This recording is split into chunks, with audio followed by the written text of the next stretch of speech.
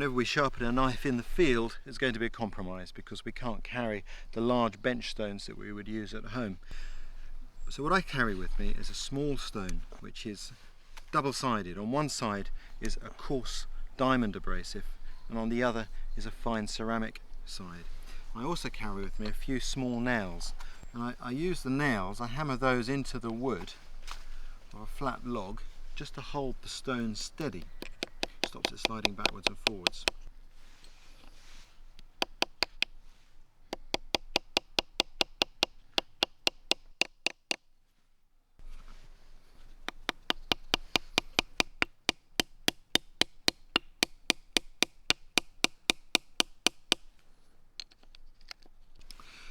And what I do is I place the blade with the edge bevel, that's the last angle of the blade towards the edge, flat on the stone,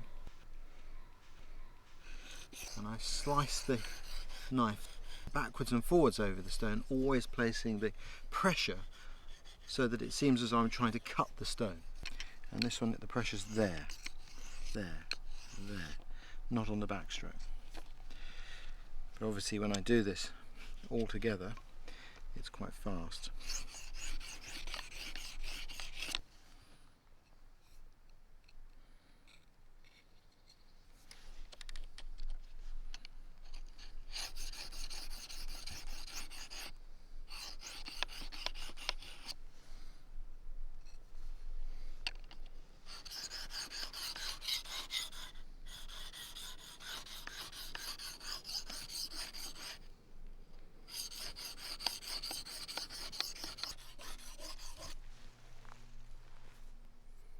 Once I've used the coarse side of the stone to just tidy up the edge, remove any nicks that there may be, and to generally keep a nice angle on the bevel there, I turn the stone over to the fine side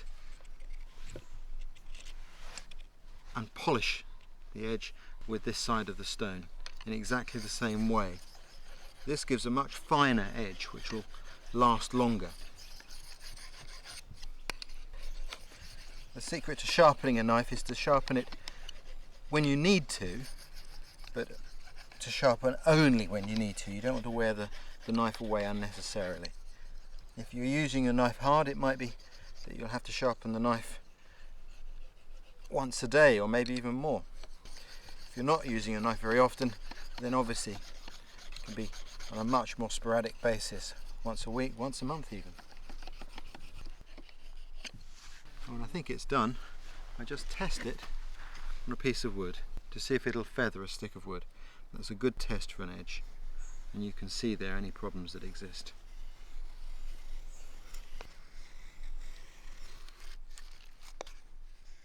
It's very important when you use a knife that the knife is sharp. A blunt knife is a dangerous tool because you have to place more pressure behind the edge. It's terribly important to keep your knife sharp. It's much safer and it makes jobs easier. In fact, a knife becomes a joy to use and you can create all sorts of things of beauty with one.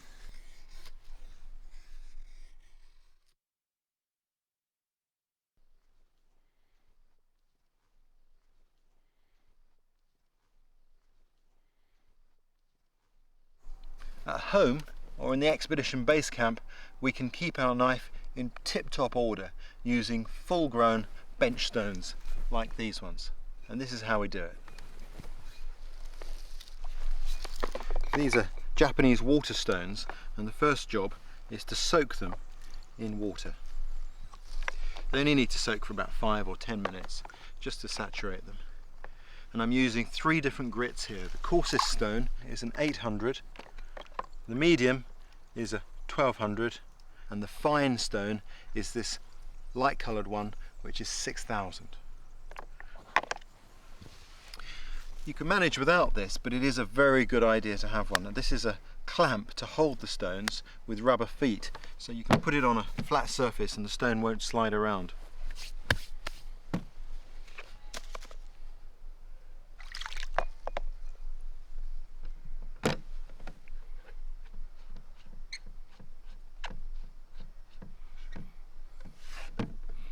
I'm starting here with the 800 stone, the coarsest one, and I'm making sure I keep the stone wet. If it goes dry, it'll cease to work efficiently. You place your knife flat on the stone and then tilt it until the bevel, the edge bevel, is flat on top of the stone. And now try to slice across the top of the stone, keeping that bevel flat. And I normally do this for about 8 strokes.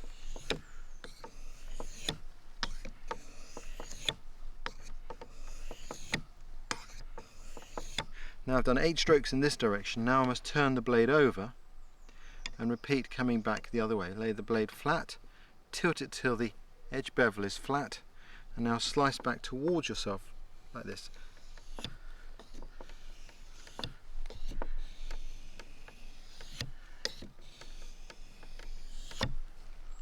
Having done 8 strokes this way and 8 this way, I'll now do 8 alternating the direction.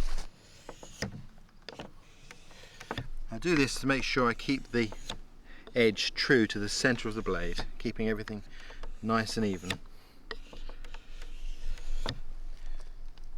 The thing I'm going to do now is just give this area which is closest to the handle some special attention, because this is the part of the blade we use most for carving.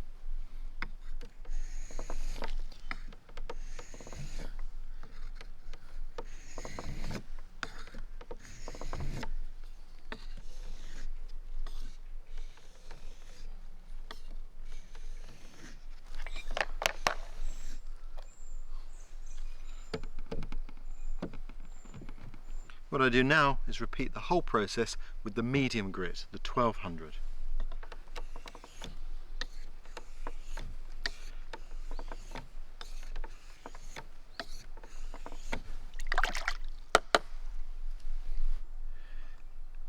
When the edge is absolutely flat and there are no light spots reflecting from the edge, you can move on to the next stone, which is the finest grit. The last stone is going to really polish the blade and gives a very fine edge, and a fine edge lasts longer than a coarse edge. But the way we use this stone is slightly different. We have to create a slurry on the surface, and most of these stones are supplied with this little stone, which has a wonderful name. They call it the Nugura stone. And the way you use this is to create a slurry on top of the stone, and it's the slurry which is abrasive and actually polishes the blade.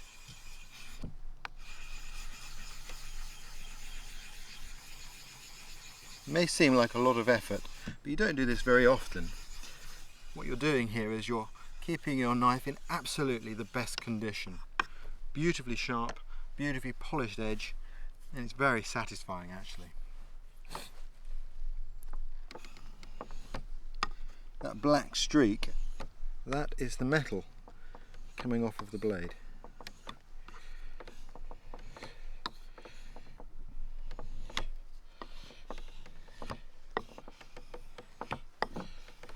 Basically, you use this stone in exactly the same way as the previous ones. 8 strokes in one direction, 8 in the other, and then 8 alternating.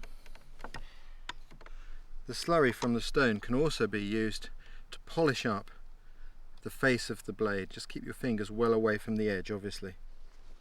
This is a carbon steel blade. Carbon steel blade takes a beautiful edge, but it will stain and rust if allowed to, and it responds to nature. You can see this purple stain from the tannin in wood, and it's nice when you sharpen the knife like this just to polish that away. And this slurry is all you need just to do that. It doesn't take much work at all, it's dead easy.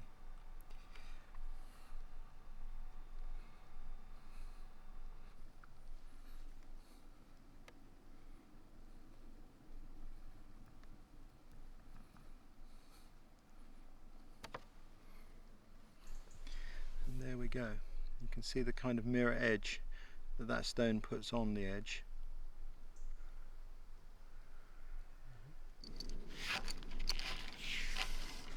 In theory, if you've done the sharpening on the stones properly, you could avoid this next stage, but I always like to put it in just to make sure the knife is perfect. What I'm going to do is I'm going to strop the edge. And what that does is it removes any tiny, almost molecular thin pieces of metal which may be wobbling on the edge of the blade. And to do that, I'm going to use the inside of my belt, and I'm going to drag the knife so that the edge coming the other way. It's not trying to cut the belt, it's going in the opposite direction. And I give it 50 strokes.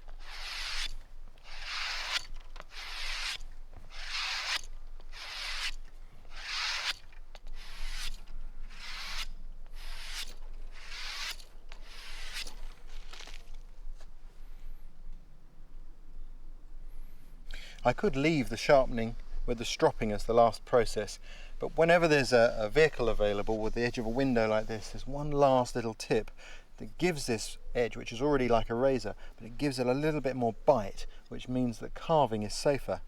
And that's just to use the edge of the window like a steel.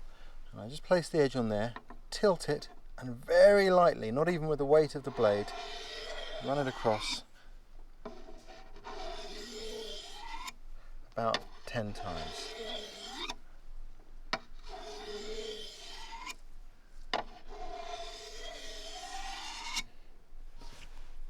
Now that is perfect. I can test it on the hairs of my arm.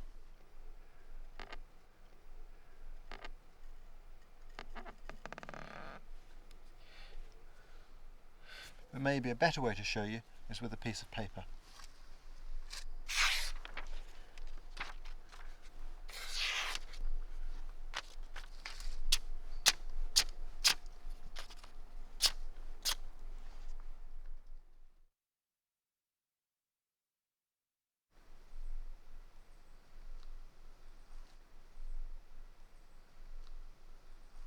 Whenever I travel in wilderness, I always have my knife to hand, because with this tool I can make life possible. One of the things I've always taught is your knife is your life. With this I can make fire, shelter, find food, do all of the things I need with ease and simplicity. Without a cutting tool, life becomes very difficult. But there are a few things we need to know regarding safety. When I'm not using my knife, it stays safely in its sheath. That's the only place it should be when it's not in use. And I always know where my knife is. If I'm not carrying it on my person, I know where I've got it stored so that it can't fall into the hands of the idle-minded, or worse still, be lost. When I take the knife from the sheath, I do so with great care. Obviously it's a very sharp blade. And the first thing is to hold the sheath in such a way that I don't wrap my fingers around where the edge could cut through the leather by accident. And when I remove the blade, I do it in two stages. Firstly, I loosen the knife from the sheath, and secondly, I remove it slowly and with care. If I have to pass the knife to anybody else, which is rare because we don't very often lend a knife, it's the quickest way to lose a friend, is to lend them a knife and have the knife come back looking like the edge of a saw. But if I do have to pass my knife to somebody, I do so like this. I hold the knife with a forehand grip and then tilt it like so, so that the handle is towards them and the edge is up and away from me. That is the only safe way to pass the knife to somebody.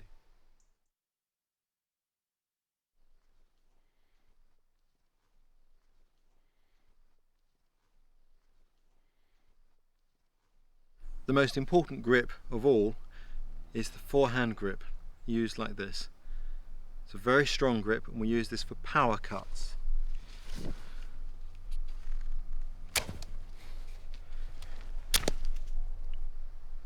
The second grip is the backhand or reverse grip, where the blade is held with the edge towards us. We use this very rarely. It's used mainly for cutting string, where we want to ensure that the danger, the edge, is towards us because we are the operator, we're the person holding the blade and have the greatest control. The next most important grip is the chest lever grip, with the edge pointing towards the knuckle of our hand and our thumb on the flat of the blade in support. This is a very useful and very powerful grip which is used in a unique way. We take the blade across our chest so that the back of the blade is towards our chest, edge forwards. And now we can cut with great force but lots of control.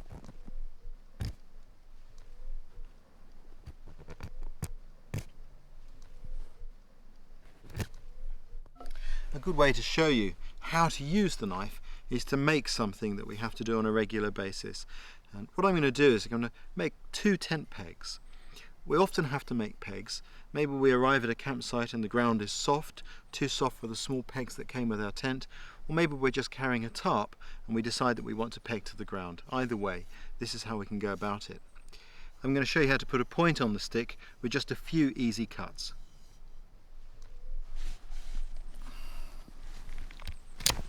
To make the points, I'm using the forehand grip, which gives a lot of power. I can put my whole body behind the cut.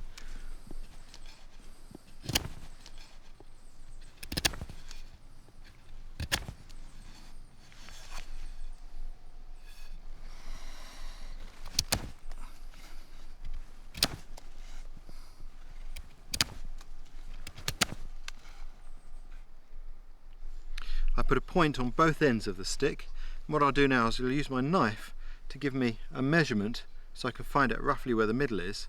And now I'm going to cut through the middle of the stick to give a chamfered end that can be driven with an axe.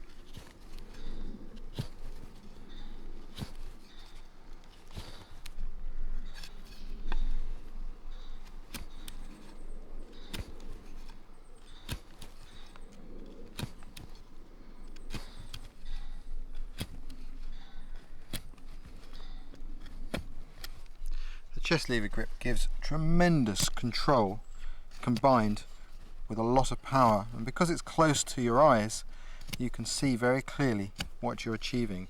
It's also a very safe grip because the knife doesn't fly all over the place. And now we can just snap that there and just trim off the top.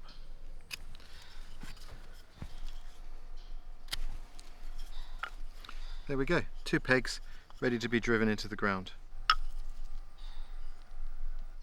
This is a temporary tent peg, but you can easily turn this into a permanent tent peg with a little bit more carving and the use of the fire. I'm just shaving the point of the blade to a more of a pencil shape, more bullet shaped end, which is more durable than the temporary peg. A bit neater. I'll remove some of the bark as well.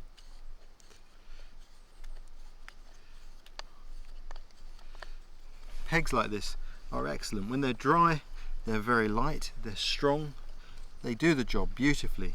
And what's really nice is they're biodegradable, so should you forget one, and let's face it, people forget tent pegs the whole time, they just decay and go back to nature.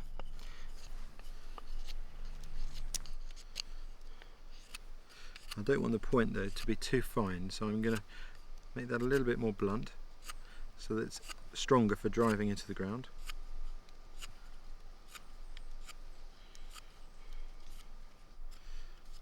Like that.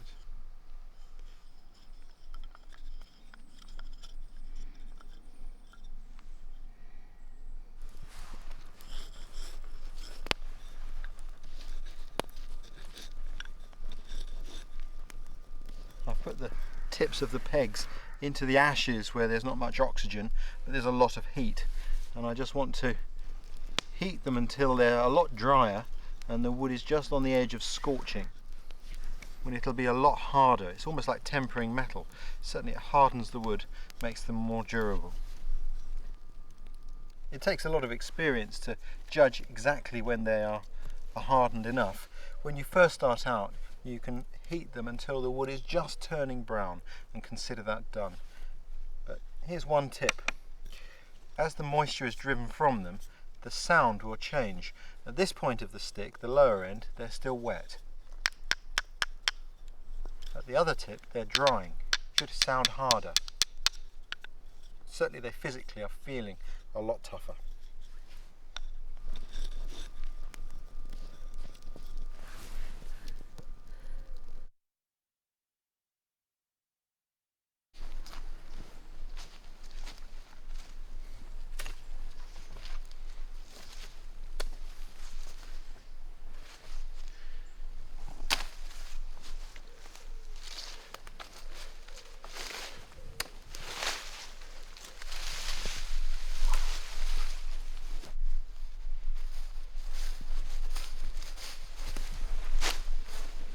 Stinging nettles have been used for cordage just about wherever they grow. Certainly it's something our ancestors used, and they're full of very long fibres. With practice and a little bit of confidence, you can quite easily clean a stinging nettle without getting stung, just with your bare hands. It's the old saying of to grasp a nettle, I think, is to really be a little bit firm with it, and just clean them off like that. But if you have a lot of nettles to do, it's certainly well worth protecting your hands, and if you didn't have gloves with you, you can cover your hands in mud or clay, and that gives a very surprisingly good protection from the stings. That's how I do it barehanded, and I don't get stung at all by that process. But when you have a lot to do, it is a good idea to wear gloves, just because it speeds the whole process up.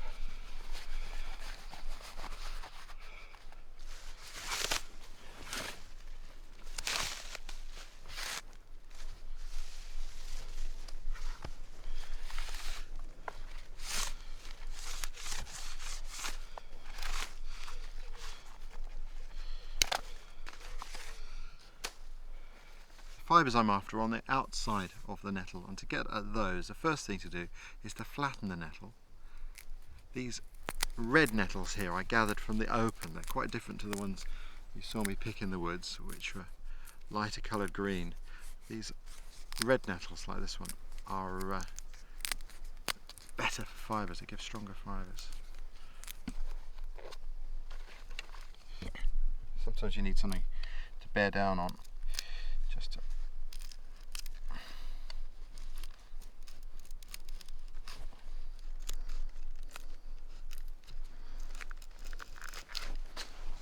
once you flatten the nettle, what I do is I split it open and lay it flat. I'm splitting it.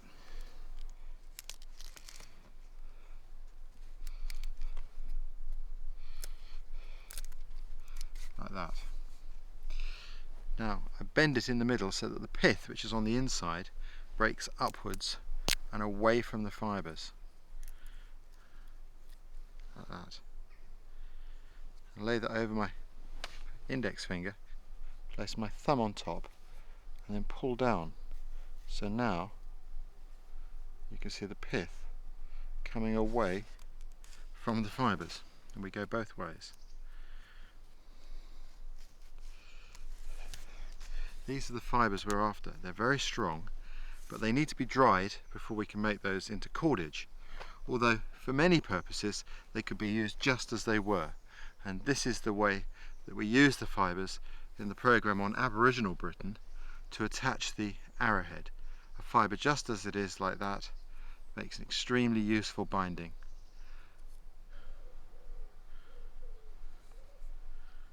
Good and strong. Today perhaps somebody gardening, looking for something to tie up some onions or tie up a plant in the garden and not having some string to hand, could look in the nettle patch and use a skill from our past.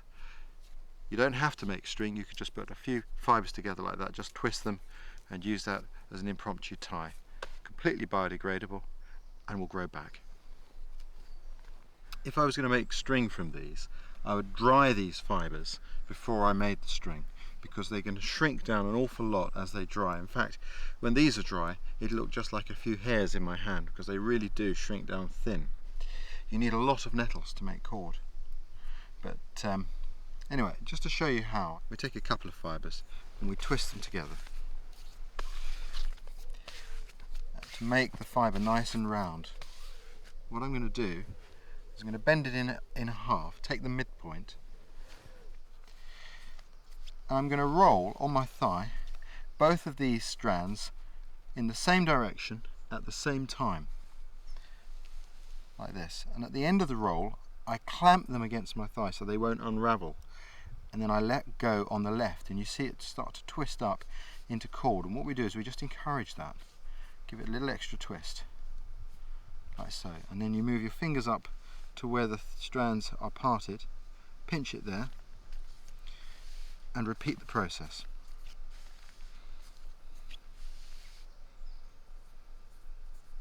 And you can see how we're starting to get string. Now, obviously, eventually we're going to get to an end, because We always reach an end at some point, but in fact, long before that, because these fibres taper, one of these strands will start to become thinner than its partner. And if we don't add in a new fibre at that point, the thin one will simply wrap around the thick one and we lose all the strength. So what we do is I look now for a strand of the right sort of thickness, and you can see here how they taper, and we lay that alongside the strand which is thinning the most and twist in the new fibre, and we carry on as before. And of course we could make as long a piece of cord as we need or we like, or that we have patience to make.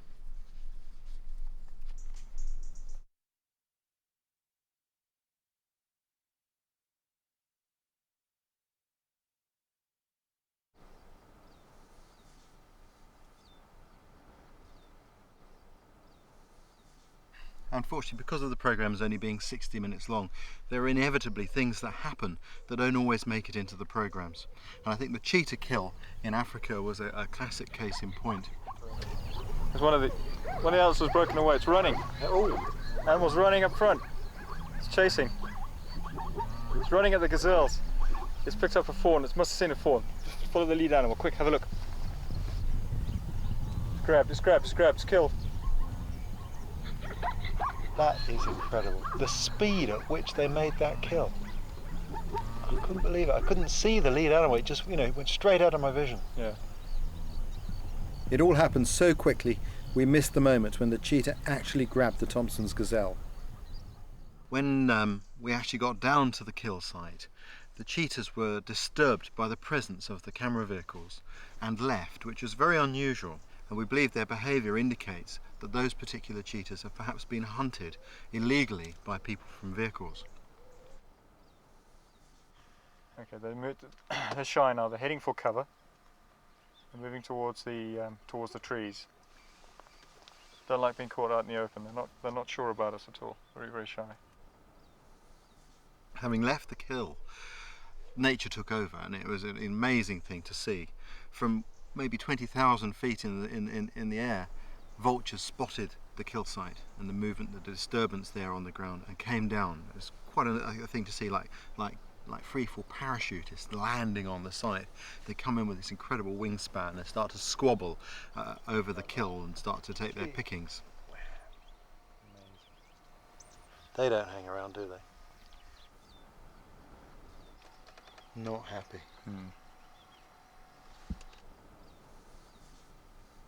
But almost as soon as they'd arrived, a young hyena, had spotted them flying down onto the ground and swooping down. Oh yeah, hyena already coming in. It's to the right of the bunch. To the right of the bunch. Coming in. Got it. Yeah. Got it. It's going to come left now.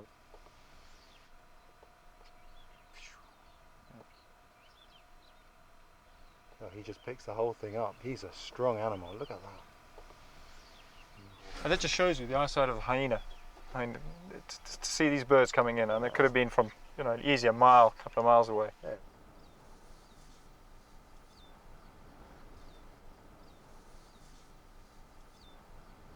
We followed that young hyena. It was very interesting to see what he did, and he took the carcass over to a waterhole, took it into the waterhole, which would hide the scent from the carcass, and began to eat.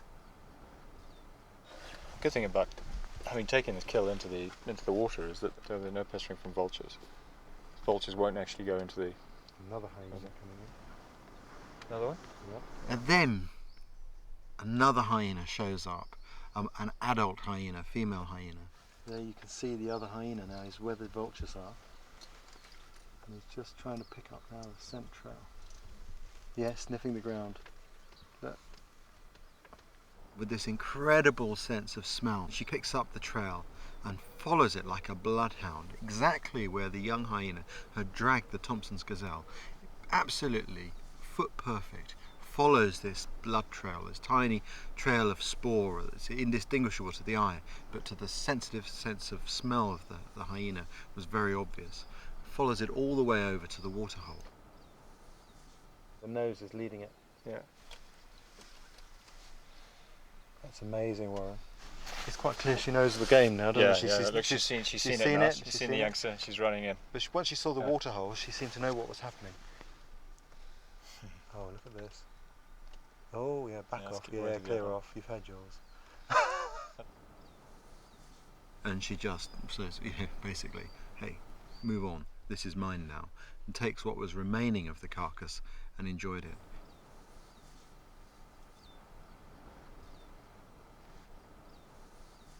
It was a fantastic thing to witness, to be able to follow that whole scene and to see it unfold just feet away from our vehicle was something I shan't ever forget. It really shows you the power of the savannah and how the ecosystem there really works.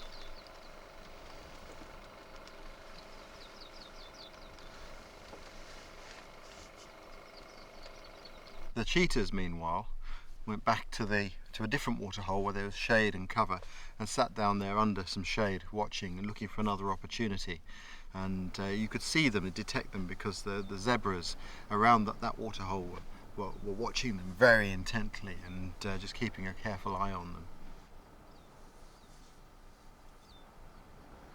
It's not an easy life for cheetahs. They're quite a light animal, a real specialist hunter, and they're very easily pushed off the kill by other animals, other predators and scavengers. So it was a rather sad thing to see, but still a fascinating thing to witness.